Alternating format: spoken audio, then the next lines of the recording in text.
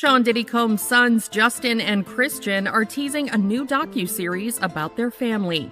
Justin and Christian King Combs appear in a new trailer released December 28th to Instagram by Zeus Network's founder.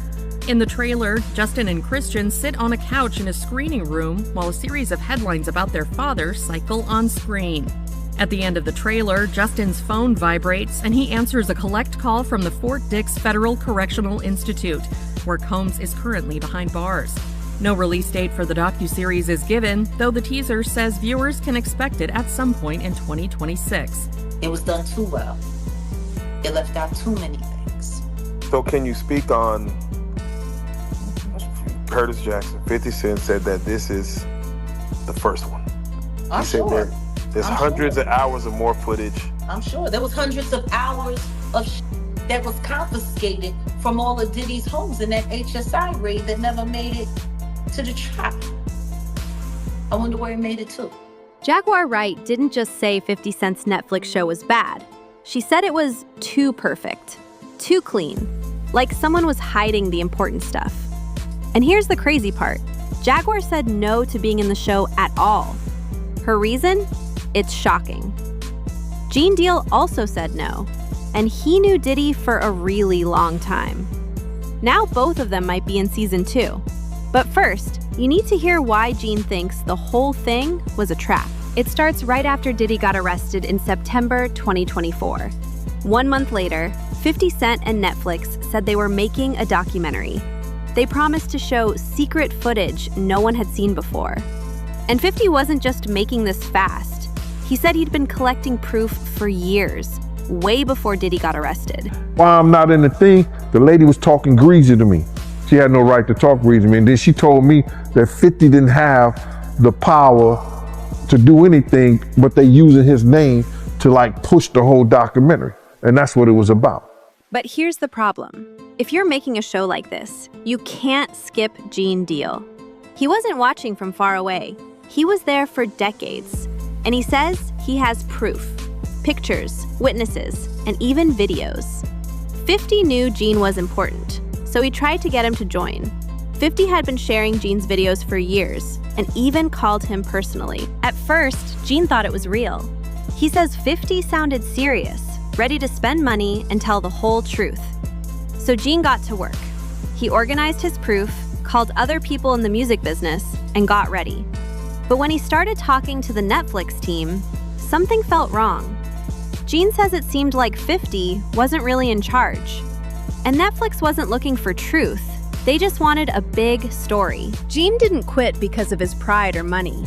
He quit because he thought they were turning everything into a fake story just to make money. When that happens, the real victims always lose. Their stories get cut out. That's why the next part matters. 50 now wants season 2 on YouTube instead of Netflix, because he doesn't trust Netflix anymore. Before we go further, hit that subscribe button and turn on notifications so you don't miss what happens next. Drop a comment below. Do you think Netflix can be trusted with these stories? Now, let's continue. Even people working on the show started saying the same thing. 50 was the only one who didn't want to play games. They say he wasn't trying to look good or turn people's pain into money. His goal was simple. Let the people who lived through it tell their stories without changing anything. The story isn't over. I agree. Like, that's the thing. The story's not even being told. Because in order to tell the actual whole story, you would have to include everyone that is involved. But no, this is about saving the industry and blaming it all on Diddy. Saving the industry and blaming it all on Diddy. Okay, Diddy's going to jail. He's going to do his time. I don't know what that appeal is looking like right now.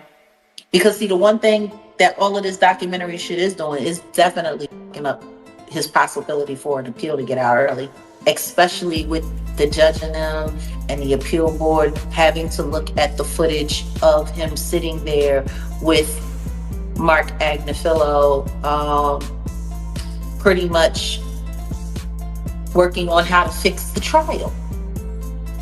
And for him to be watching the feds watching him. Yeah, filming the feds. Watch. Filming. And then there's Jaguar Wright. She says the documentary isn't just missing stuff, it's meant to trick people. She thinks Netflix would never show anything that could hurt powerful people because those same bosses are part of the system. When she watched what Netflix released, she says her fears were right. The important names, the dangerous connections, weren't even mentioned. At this point, Diddy stops being the whole story. He becomes the person everyone can blame, so the industry can say, "See, we fixed it." But the documentary skipped the biggest question. If police were investigating a crime gang, where are all the other criminals? Because big operations like this don't run on just one person. They need a whole team. Jaguar goes even further. If everyone connected to Diddy was named, everyone who helped, made money, or joined in, it wouldn't just embarrass people. It could destroy careers, brands, and the whole entertainment business. That's why we're only hearing the easy version, that hundreds of victims existed, but somehow no important person noticed until it was safe to pretend they cared. But what Fifth was doing was, he wasn't budging. I give him credit for that, you know what I'm saying? They're like, hey man, it wasn't even about the money. It was basically a response from his team, basically like, listen, we doing this on the strength of, we want people to get their story out. We want people who really was affected by him to tell their story. We don't want to base this on money. If we base this on money, then you kind of salt down, you know what? So a lot of people, when you see them telling their stories on that DVD, that's why I give the authentication of it is so, he made sure that you was only here to, if you want to tell it, tell it. I ain't trying to put nothing in your pocket. I ain't trying to incite you or coerce you to tell nothing against this man that didn't happen.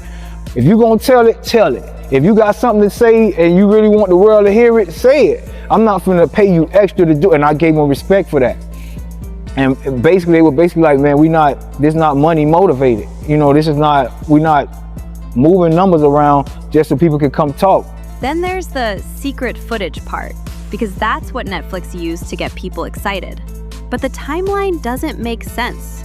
If Netflix got this shocking material so fast after the arrest, where did it really come from? And why did they announce the show before they even had it? It feels less like investigating and more like packaging drama. Just enough shock to get subscribers, but not enough truth to hurt the rich people. That's the point the narrator keeps making. 50, Jean, and Jaguar say they want the truth, but Netflix and the industry want control. But telling the truth is dangerous. When you challenge powerful people, they don't fight back with facts. They attack your reputation.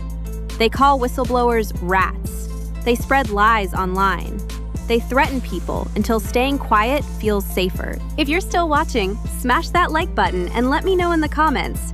Do you believe the full story will ever come out? Your support keeps this channel going. Now, here's where things get wild. And the scary part is how fast the revenge story becomes real. Right after these warnings, Diddy's kids announced their own documentary with Zeus Network, told from their side, with Diddy reportedly helping. If Netflix's version was too clean, this new one brings a different worry. It's not investigating at all, it's fighting back. A lot of people want to know why you wasn't in it, man. Well, first and foremost, you know, I thought I was going to be in the documentary at first until I started talking to that director. I think her name is Stapleton. I don't know her name. I don't know, man. Me and 50 talked like 45 minutes. The producers had been calling me and everything. So this one night, 50 called me up and, you know, they got him on the phone. Me and him was just talking. We was talking about old time down with Black Hands, sit down with, you know, with Puff Kids, the whole Puff situation, and this documentary that he's gonna be doing. You know what I'm saying? So I told him that I was going to, you know, have Kirk and Tim. Kirk will be the one who talk about the business part of it. Tim will be the one who talk about the growing up phase with Diddy and everything like, and over there working in the record industry with him and stuff like that. They was like family. And I was gonna talk about, you know, the street stuff, what was going on with Bad Boy, you know, with the security, with Wolf, with the city college, with, you know, the time that I knew about when I was with him up until about early 2004, something like that.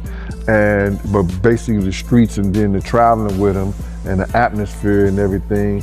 And then go back into the Notorious Big stuff with the Tupac and the whole 9 yards, all the stuff that I knew, you know what I'm saying? So we was talking and he sounded like, yo, listen here, they gonna spare no expense with this whole documentary. So I said, all right, cool.